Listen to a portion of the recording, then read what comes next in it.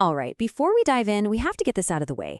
Everything we're about to cover is purely for educational purposes. This is absolutely not financial advice, so please always do your own research. Okay, let's get into it. We're going to take a look back at a really unique 53-day period that put a crypto protocol called PLAZM through an incredible stress test. But here's the thing. This isn't a story about just surviving. It's a story about getting stronger. We're not going to focus on today's price. We're going to focus on the incredible journey that built it. So let's set the scene. I want you to rewind with me about 53 days, back to day 84 of this protocol's life. At the time, there was this really bold, almost unbelievable claim being made about how it was designed. And honestly, it sounded way too good to be true. This was the core idea, the big thesis, the notion that all the things that usually crush projects, pressure, fear, market crashes, were actually fuel for this one. It's like an engine that literally runs on adversity. I mean, that's a wild concept that just flips all the conventional wisdom completely on its head. And that brings us to the big question, right? Was this just some clever marketing slogan to keep everyone calm when things got rough? Or was there something real to it? A verifiable mathematical truth actually baked into the code? Well, that's exactly what these 53 days were about, to put to the ultimate test. So to really appreciate the journey, we need a before picture. This is our starting line. On day 84, the stats were, pretty modest. Only 3% of the supply was burned, a full half of the supply was liquid out there in the open, and the vault had a respectable 131 ETH. Now keep these numbers locked in your head because they're the baseline for everything that's about to unfold. All right, let's dig into the first piece of proof, the burn mechanic. Because as soon as the market started to get shaky, something totally counterintuitive started to happen. So here's the secret sauce. The system uses its yield, which comes in as stable dollars, to buy back and destroy its own tokens. It's simple, really. Think about it. If something you want to buy goes on sale, your dollar can suddenly buy more of it, right? It's the exact same idea here. When the token price goes down, the same amount of yield can suddenly buy back and burn way more tokens. It makes the burn engine more powerful precisely when things look scary. And look, this isn't just a cool theory. The data is right here. During the periods with the lowest average price, the burn efficiency, so the number of tokens destroyed for every dollar spent, it literally shot up by 2 to 3 times. The market pressure was supercharging the token destruction. So what was the results? Well, in just 53 days, the total supply burned increased by an incredible 11.4 times, jumping from just 3% to a massive 20%. And the key part is, this acceleration happened during the stress, not in spite of it. Okay, so lower prices sped up the burns. But what about the people holding the tokens? You'd think fear would cause a stampede for the exits, wouldn't you? Well, this is the second piece of the anti-fragile puzzle, and again, the data tells a completely different story. This happens because of a really clever design called T-squared staking. The simple version is, the longer you stake, your earning power grows exponentially over time.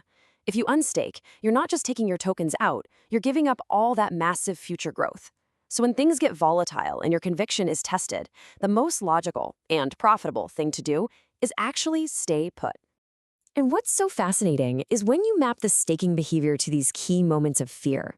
There's a huge token release on day 94. Bam, 250,000 more tokens get staked. A big market crash on day 126. Another 80,000 tokens get locked up. At every single point of maximum pressure, people chose to stake more, not less. And this just shows you the big picture. Over those 53 days, the total amount of staked tokens more than doubled, 125% increase. Fear didn't cause a bank run. It actually triggered a flight to safety inside the protocol itself. So burns are accelerating, staking is increasing, but none of that matters if the engine that pays for it all, the yield, dries up. And that brings us to the third and maybe the most important pillar of this whole anti-fragile design. The key was just a brilliant architectural decision. The protocol's yield comes from an external source that has nothing to do with its own token. It's generated from trading fees on major pairs like ETH and USDC. Now, people are going to trade those pairs whether PLAZM's price is up or down, which creates this amazing defensive war chest that's totally immune to its own market sentiment. And the proof is right here. During the most volatile 53 days of its life, when the system was under the most pressure you could imagine, the yield engine just kept humming along, spitting out almost $28,000 in new, real yield to defend and strengthen the entire protocol. And that's the kicker for the yield engine. Through every single token release, every market crash, every dip, every rally, the yield never stopped. Not for one day. That kind of consistency is the bedrock that the whole system's strength is built on. Okay, so we've looked at how each piece of the machine works under pressure.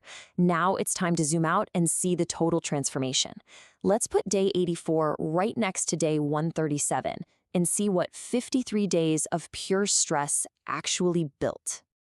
I mean, this slide just says it all. The percent of supply burn just exploded from 3% to 20%. Staked tokens more than doubled. The protected supply, that's tokens staked or owned by the protocol, grew from half to over 3/4 of the total. The ETH in the vault, up 52%. And the cumulative yield just kept on climbing. It is a complete top-to-bottom strengthening of the entire system. And that really is the ultimate takeaway here. Not one metric, not some of them, but every single fundamental measure of this protocol's health didn't just survive the stress test.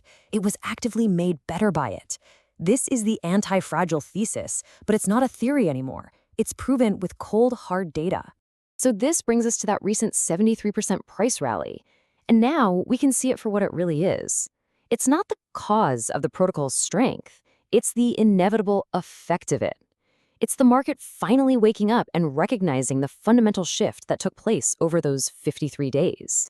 You see, what these 53 days really showed was a completely different kind of logic.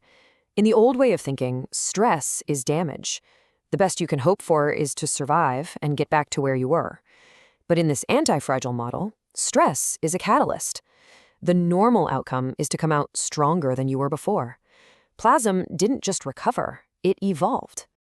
And it all comes down to these 4 core design principles, and we've just seen the data validate every single one of them. You have incentives that reward long-term conviction, burns that get stronger when things are tough, a defense fund that's immune to market drama, and of course, the unstoppable power of time that just lets it all compound. And this is why it's so critical to understand this. The price chart, that's just the last chapter of the book. The real story, the one that actually matters for the future, is those 53 days of methodical, pressure-forged infrastructure that was built, block by block, burn by burn, and stake by stake. So let's just wrap it up. 53 days. 126,000 burn tokens became 1,440,000. 131 ETH in a vault became 200. Every single metric, stronger. Not despite the stress, because of it. That's not a thesis anymore. That is 53 days of proof. And of course, we'll end right where we started, with that friendly reminder that this was all for educational purposes. It's not a recommendation to buy or sell anything. The crypto world is wild and volatile, so please never invest more than you can afford to lose, and always, always do your own research. Thanks for watching.